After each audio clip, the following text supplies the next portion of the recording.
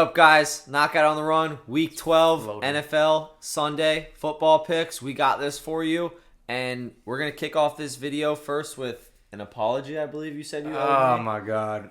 Listen, You Lions. said, I was Yeah, waiting no, to for hear sure, it for yesterday, sure. but you said wait. You said wait. I did take the Lions payback, but it didn't work out so well. It was a closer game though than I hoped that it would have been. But yeah, I'm sorry, man. Definitely sorry. I don't really have too much sorrow because it was disappointing. Because the Lions would have definitely won that game if things went their way, but Things didn't go their way because I believe the Eagles might have the best defense in the NFL. No, they don't have the The best NFC. defense. We have the best defense in the NFC. NFC, yeah, but not the NFL. Who has the best defense in the NFL? Probably the Texans, Yep. like you said that they did. I did say that. Okay, I'm just making sure that you said that. Yeah. We can agree on that. Uh-huh. But the Philadelphia Eagles are the best defense in the NFC. I'm not saying the best team. We have the best defense in the NFC. You guys And are. I'm not gonna say it, but We're what? nothing. Say it. We're frauds. You guys are are going to say? No, you guys are due for a loss though.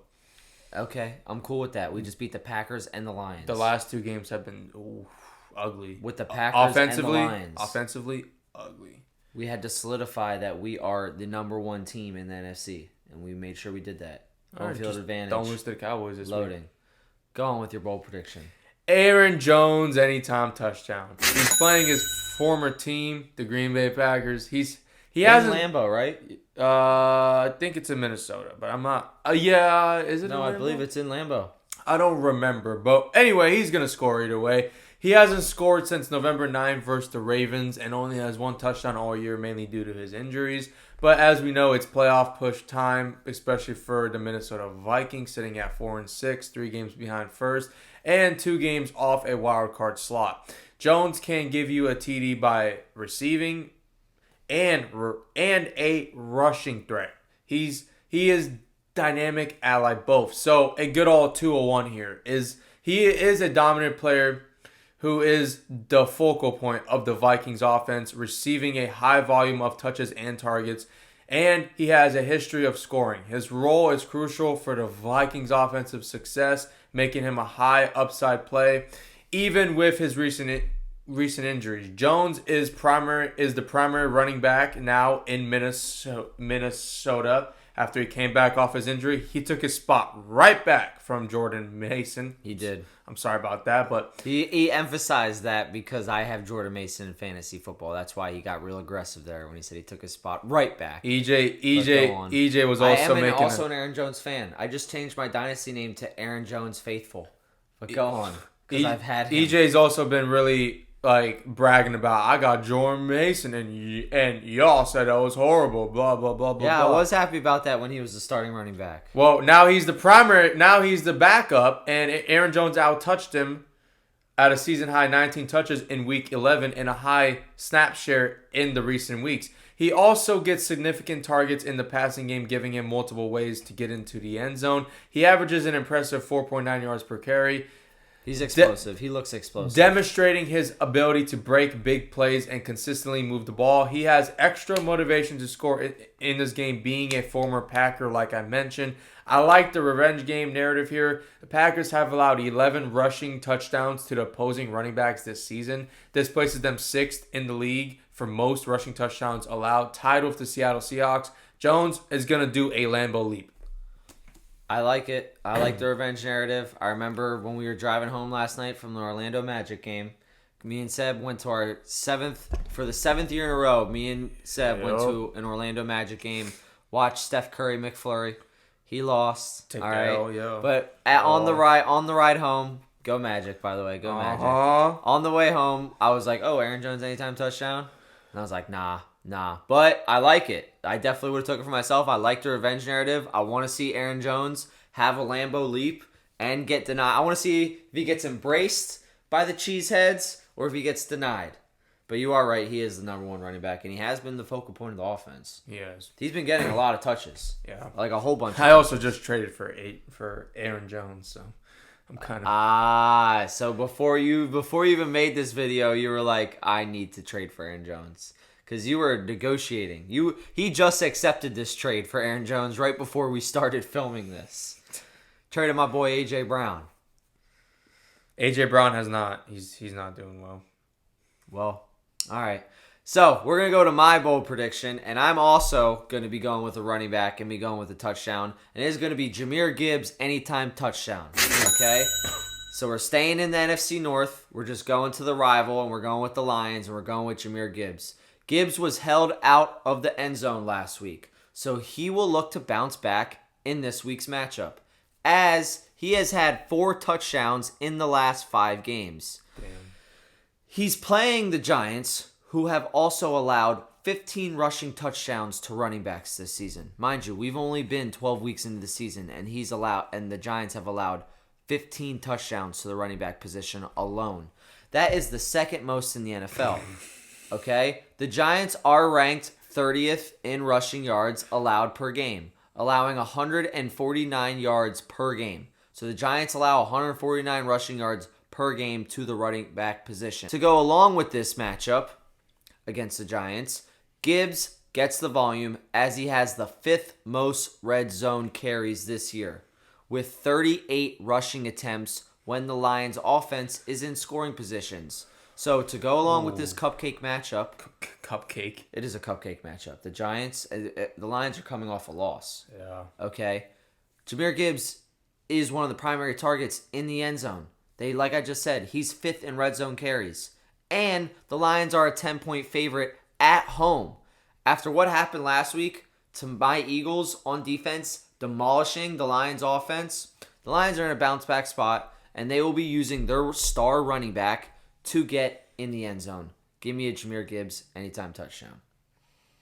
You like it? I do. Yeah.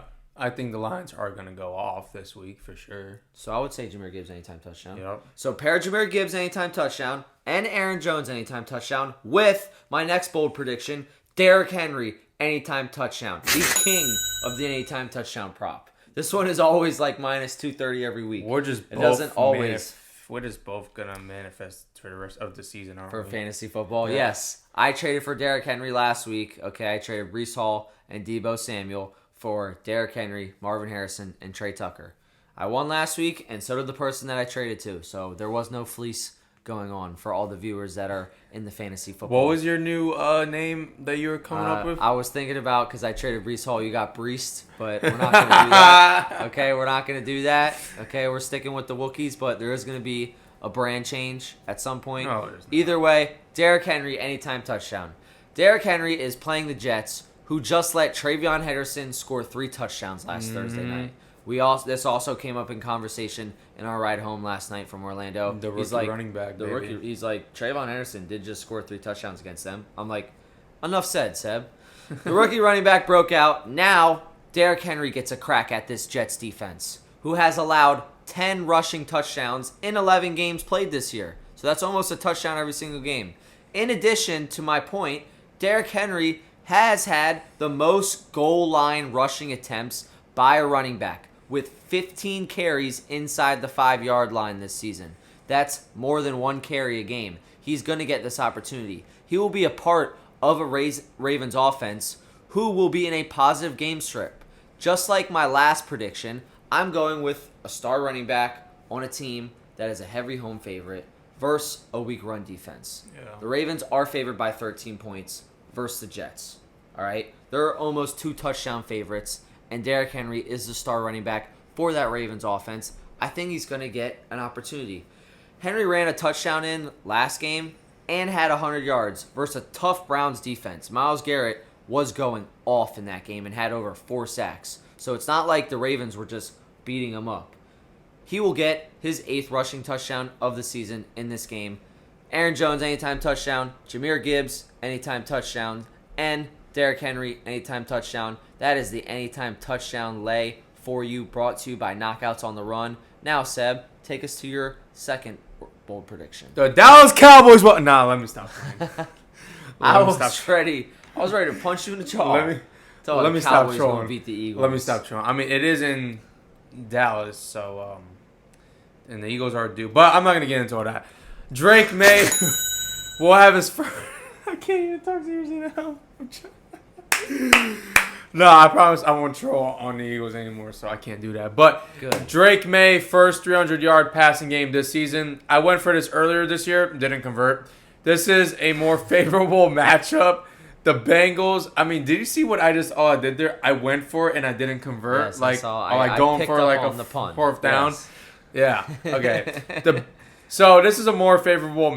I think I picked them to do it against the Titans last time. Yes. So this is a way more favorable matchup, even though the Bengals have a better record. But the Bengals having one of the worst pass defenses in the NFL and significant defensive injuries. Okay. Mm-hmm. The Bengals rank 31st in the NFL in passing yards allowed per game, 257.3, and are tied dead last in total yards. Okay. They also allow a very high 7.91 yards per passing attempt. Cincinnati's defense is severely hampered by injuries. Star defensive end Trey Hendrickson is doubtful with a hip pelvis injury. Did he get hurt? Do you know when he got hurt? Last game against the Steelers. That's why it's a little shocking to me. Go on. Starting quarterback Cam Taylor-Britt, season-ending Liz Frank injury, which is in the foot here. Yeah. That's what people thought I had, which thank God I didn't, because that's a serious injury. That's serious injury.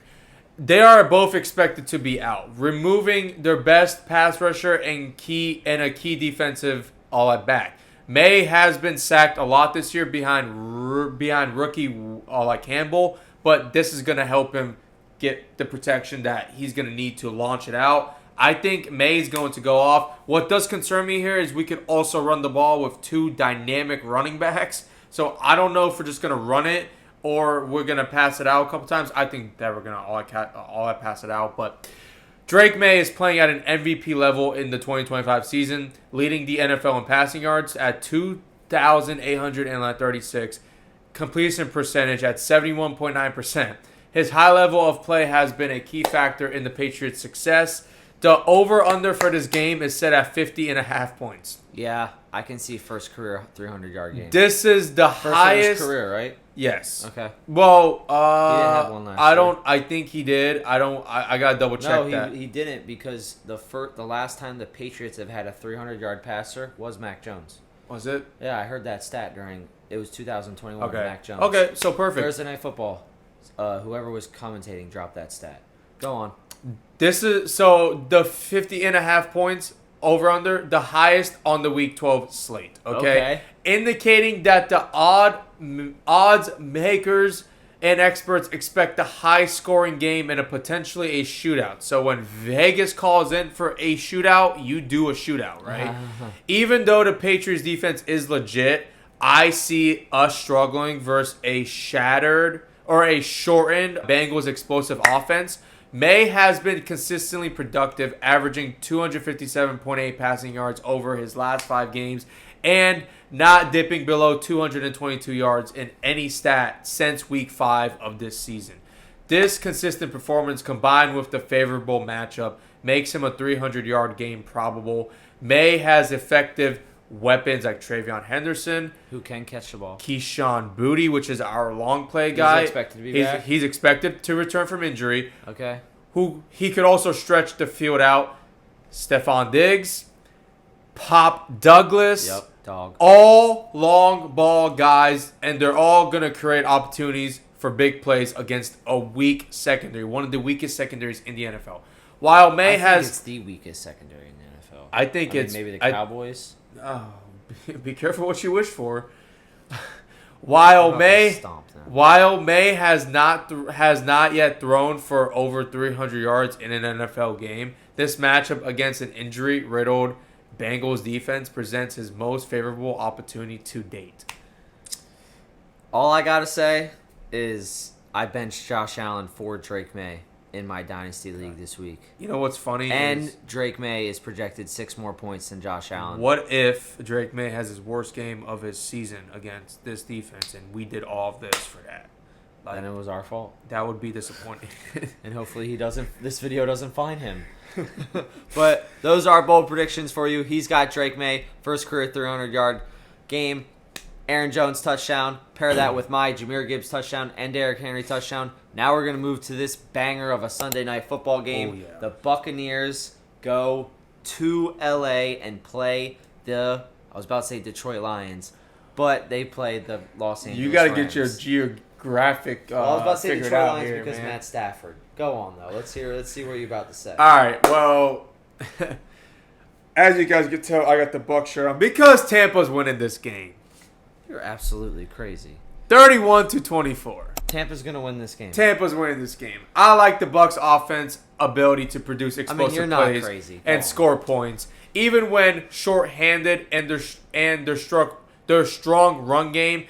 The defense is capacity to generate turnovers could also be a key factor. However, the Buccaneers defense has shown vulnerabilities, and they are playing an 8-2 Rams team, which are at home, that has been performing well and has home field advantage, which makes a win a challenge. However, the Rams are due. The Bucs have lost the last 3 out of 4 games, and they are desperate for a win since the Panthers, I can't believe I'm even saying this, but the Panthers are catching them in the division. The Falcons are going down. The Panthers are like catching them. I mean, it's so, and they're catching them quick. Let's just say that. Like, the Panthers are right there, right? But they play the Niners this week, which I don't like their chances. They could beat the Niners, dude. They could do it. I'm not picking them, but they could do it. I wouldn't be surprised if they did.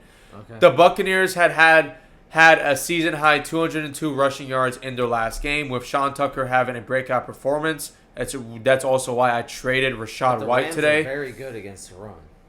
Okay, I understand that, but this like Tampa offense has weapons everywhere. Okay, even at quarterback. Yeah, no, that's their biggest weapon. Despite injuries to key players, the offense has proven it can score points. No matter who's out there, they're going to score points. You could put Tez Johnson out there at tight end. They're still going to all that score points, okay? The offense has proven it, and they have scored at least 20 points in all but one game this season, okay? Both teams are strong. So they've scored at least 20 points in every game except for one. The Bucs are strong at taking care of the ball and creating turnovers, but the Buccaneers' ability to capitalize on defensive takeaways could be the decisive factor here.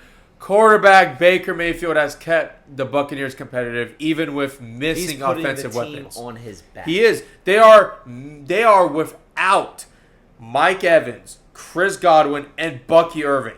Okay, and he's keeping this team vulnerable. He's keeping this team. He's relevant. doing what Stafford was doing with the Lions. Yeah, he was. He's keeping this team. Stafford's now man. He's keeping this team to win the division.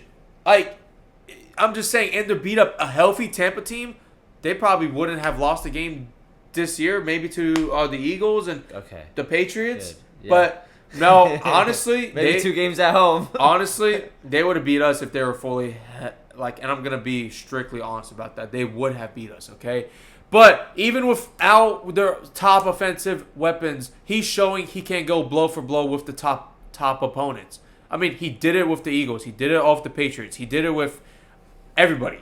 Like, he's doing it with everybody. No, he's playing at a very, very high level. level. And EJ, again, we had a lot of conversations on the car ride home last night, but I said this last night, and EJ kind of gave me, like, what do you, like, why are you even saying? He's like, no, absolutely not. But God, I love the Baker's revenge narrative on this game. What, didn't he play one game? 2 games, but he won both of them. And the Rams were horrible. I'm just saying. I think he's pissed off from the last 3 weeks. He wants to deliver an ass whooping in front of the whole country on national television on primetime. Kind of like how Drake May did to Josh Allen when everyone was saying, Bills. And now it's Rams. Well, guess what? Baker's going to shut that down. All right. And no, we can't go an episode without mentioning that. Because of what you did. Because I wore a Bills jersey. Tre'Davious White jersey. By the way, Tre'Davious White was turned into barbecue chicken. Okay? Barbecue chicken. He was. I like that. All right. Yeah, how many yards does Stephon Diggs have on him? 110. Ouch. On 6 reception? Ouch. Yeah, no. Okay, man. Well, we can move on to this week's Sunday night game, and we can leave week 3. That wasn't week 3. Week 4? Week 5? It was week 6. I don't know about week 6. Y'all won 8 in a row. Yeah. It's week 12. Yeah. So week 4. All right. I'm just kidding. All right. My score prediction. I did have the Bucs winning this game. and I switched it. I have the Rams winning this game in a nail-biter, 27-26. He did have 3 hours to write this out. Traffic. My GPS took me the wrong way. Yeah. And then I almost made it worse by not taking the right turnpike exit. But it's okay. We're here.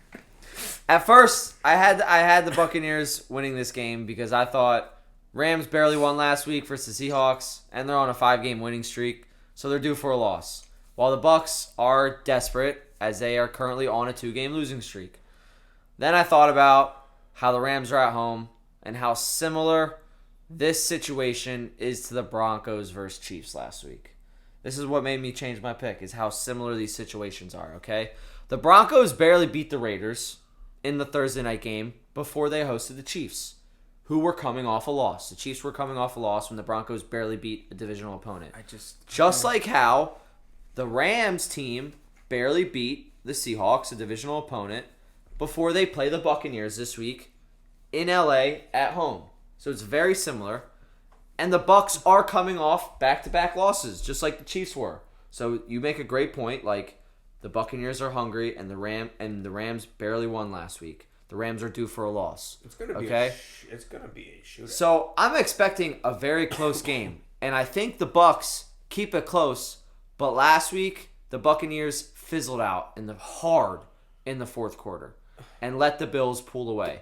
That score, Buffalo, bro. Yeah, you're right. It is hard to play all you're at absolutely Buffalo. right. You're gonna find that out in a couple weeks too. It's hard to play you there. with the Eagles. Yeah, it's hard. It's very hard to play in Buffalo, and Josh Allen's used to the elements, but they fizzled out hard, and I think that game took a little bit of a toll on them. All right? Oh, no. You have to play a complete game against Matthew Stafford and the Rams. Which Baker's capable of doing. He is, but is that defense capable of doing it? Yes. All right? I don't think with the injuries Tampa has, they will be able to keep up with the Rams' defense. That Rams' defense is legit. I understand. Okay? Bucky Irvin, Chris Godwin but they are can be questionable. exposed, and they have been exposed this year. Yes, they can be exposed. You're absolutely right about that. And Baker can expose them. Who was the one team that did expose them? The Eagles. Jalen Hurts, A.J. Brown. That was like A.J. Brown's best game of the season. But Bucky Irvin and Chris Godwin are questionable, like I just said, and they're not expected to play a lot of snaps if they even play at all. Do you know why I picked? Actually, no. I'm going to let you finish the case, and then I'll tell you why. Okay. While the Rams defense just picked off Sam Darnold in this good Seahawks team. Seahawks team has been surprising us 4 times last week. They picked off Sam Darnold 4 times last week. Baker will have his hands full, and yes, he absolutely can carry his own load. All right, he can carry his own load.